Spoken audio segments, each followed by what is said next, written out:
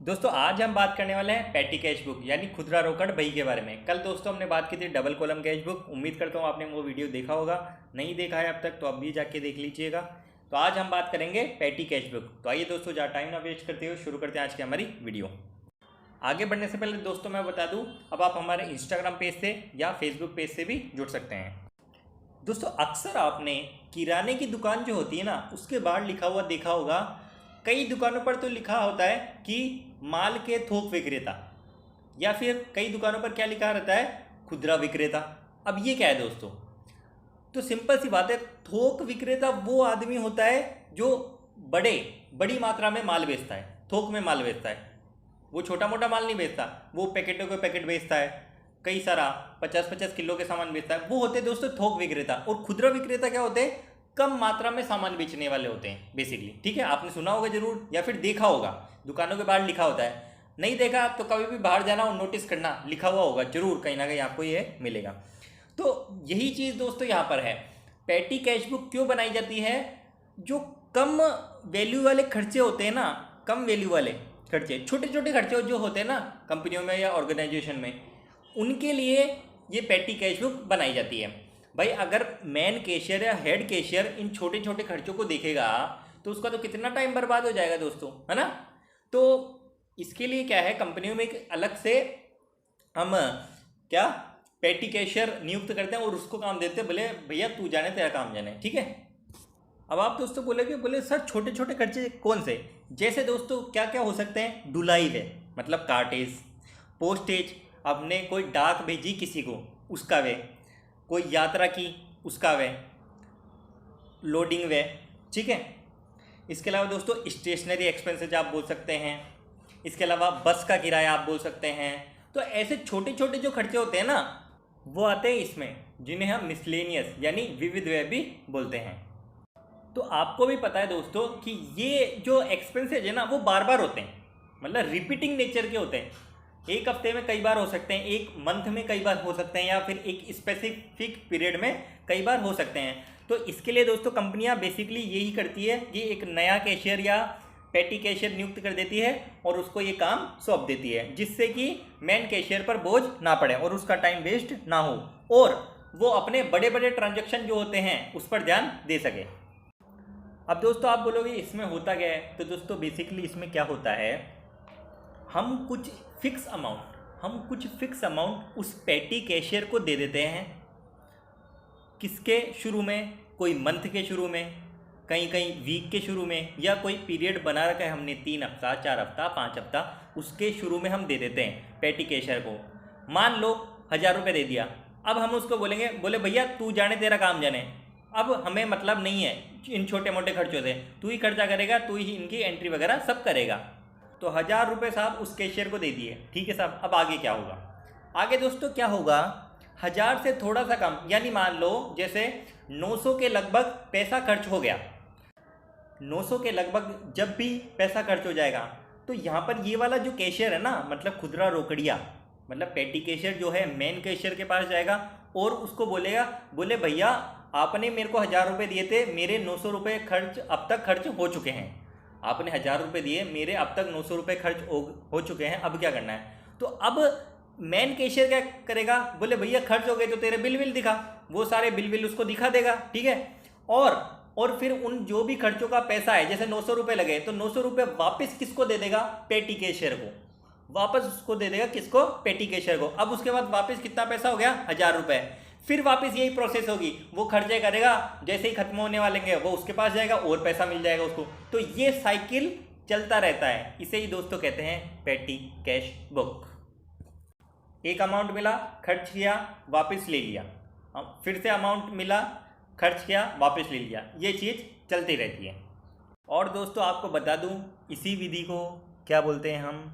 अग्रिम शेष पद्धति बोलते हैं।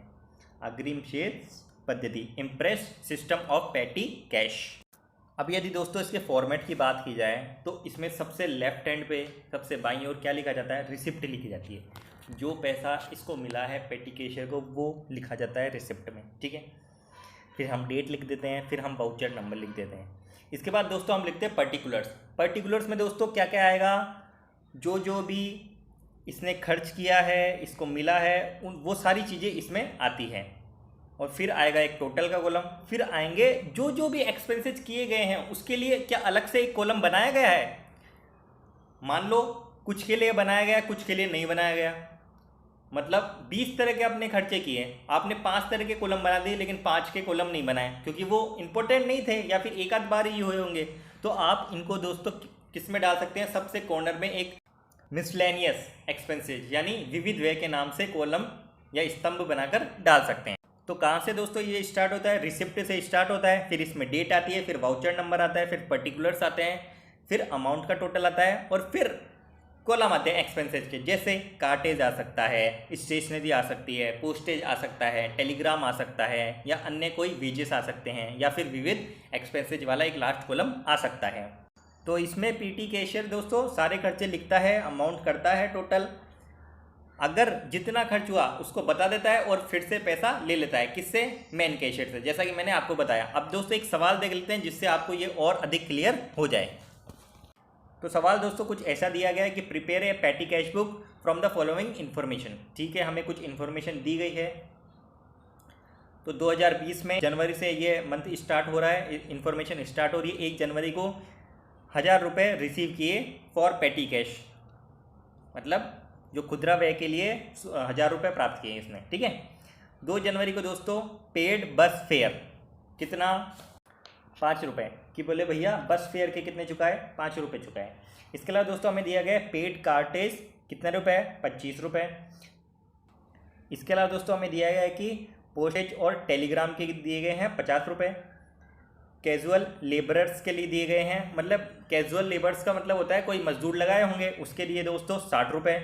इसके अलावा स्टेशनरी हमें दी गई है 40 रुपये की। तांगा चार्जेस हमें दिए गए हैं 20 रुपये के। और कुर्सियों को सही रिपेयर कराने का पैसा, मतलब paid for repairs to chairs, वो दिया गया है दोस्तों हमें 150 रुपये। इसके अलावा बस फेयर एक और दिया गया है, कितना, 10 रुपये। कार्टेज यानी ढुलाई वे हमें दिया गया है 40 रुपये। पोस्टेज एंड टेलीग्राम फिर से आए हैं ये, तो ये कितने दिए गए दोस्तों, 70 रुपये। वापस से तांगा चार्जेस 30 रुपये, कार्टेज 30 रुपये, स्टेशनरी 20 रुपये और रिफ्रेशमेंट टू कस्टमर, कोई कस्टमर आए तो उन्हें चाय पानी पिलाया, उसका पैसा 50 रुपये। तो ये चीज़ें हमें दी गई हैं। टोटल दोस्तों बताया गया है कि हमें उसने, तो इन इन्फॉर्मेशन से दोस्तों हमें क्या बनानी है, पैटी कैश बुक बनानी है। तो अब आइए दोस्तों इसका सोल्यूशन देख लेते हैं। तो जैसा कि मैंने सबसे पहले बताया था, क्या आएगा, सबसे पहले इसको 100 रुपये मिले हैं। सबसे पहले इसको 1 जनवरी को 100 रुपये मिले हैं।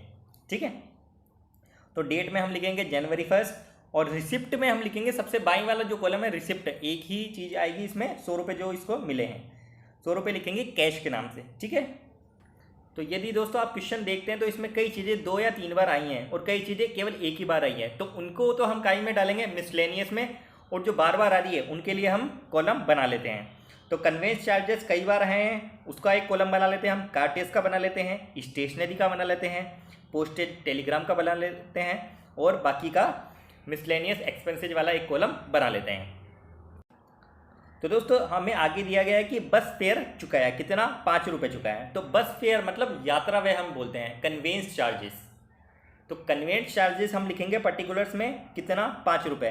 किस वाले कॉलम में लिखेंगे, कन्वेंस वाले कॉलम में। ठीक है, और टोटल में हम लिखेंगे 5 रुपये। भाई टोटल में भी लिखेंगे और जो स्पेसिफिक या पर्टिकुलर कॉलम है उस चीज़ का, उसमें भी हम लिखेंगे। इसके अलावा दोस्तों हम आगे चलते हैं। आगे दोस्तों क्या दिया गया है हमें कि कार्टेज चुकाया है 25 रुपये का, तो कार्टेज के नाम से लिखेंगे वही टोटल में 25 रुपये और कार्टेज वाले कॉलम में 25 रुपये। ठीक है साहब, फिर आगे दोस्तों हमें 3 जनवरी को बोला गया है कि पोस्टेज और टेलीग्राम चुकाए गए, कितने रुपए के दोस्तों, 50 रुपये के। तो पोस्टेज एंड टेलीग्राम के नाम से पर्टिकुलर में लिखेंगे पोस्टेज एंड टेलीग्राम और टोटल में हम लिखेंगे 50 रुपये, और पोस्टेज एंड टेलीग्राम वाले कॉलम में भी हम क्या लिखेंगे, 50 रुपये। ठीक है, अब आगे चलते हैं दोस्तों कि वेजेस पेड किए कैजुअल लेबर्स के लिए।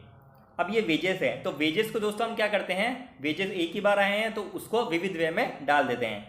तो वेजेस लिखेंगे पर्टिकुलर्स में, टोटल में लिखेंगे कितना, वेजेस कितने का है, 60 रुपये का, और उसको डाल देंगे विविध वे सन्ड्रीज एक्सपेंसेज में। ठीक है, इसके अलावा दोस्तों हमें दी गई है कि स्टेशनरी के पैसा चुकाया है, कितना चुकाया दोस्तों, 40 रुपये। तो पर्टिकुलर्स में हम डाल देंगे एक तो स्टेशनरी, और टोटल में डाल देंगे 40 रुपये और स्टेशनरी वाले कॉलम में भी डाल देंगे 40 रुपये। ठीक है साहब। फिर दोस्तों हमें बोला गया है कि तोंगा चार्जेस, इसको भी दोस्तों हम कन्वेंस चार्जेस ही बोलते हैं। ठीक है, इसको भी हम कन्वेंस चार्जेस ही बोलते हैं। तो उसके नाम से लिखेंगे आप कितना रुपए है, 20 रुपये। टोटल में लिखेंगे 20 रुपये और कन्वेंस में लिखेंगे 20 रुपये। फर्नीचर रिपेयर कराया, अब फर्नीचर एक ही बार रिपेयर हुआ है, ये रिपीटिंग वो नहीं है एक्सपेंसेज, तो इसको भी हम क्या में डाल देंगे, मिसलेनियस यानी विविध व्यय में डाल देंगे।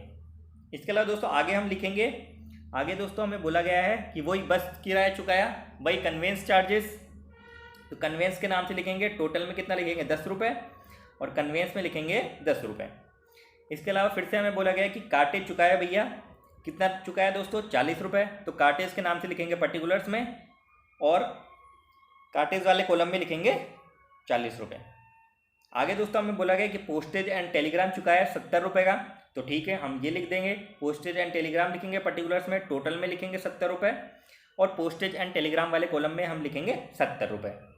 आगे दोस्तों हमें बोला गया है फिर से क्या, टोंगा चार्जेस, तो वही दोस्तों कन्वेंस चार्जेस में हम लिखेंगे 30 रुपये और कन्वेंस वाले कॉलम में भी लिखेंगे और टोटल में भी लिखेंगे। फिर दोस्तों हमें बोला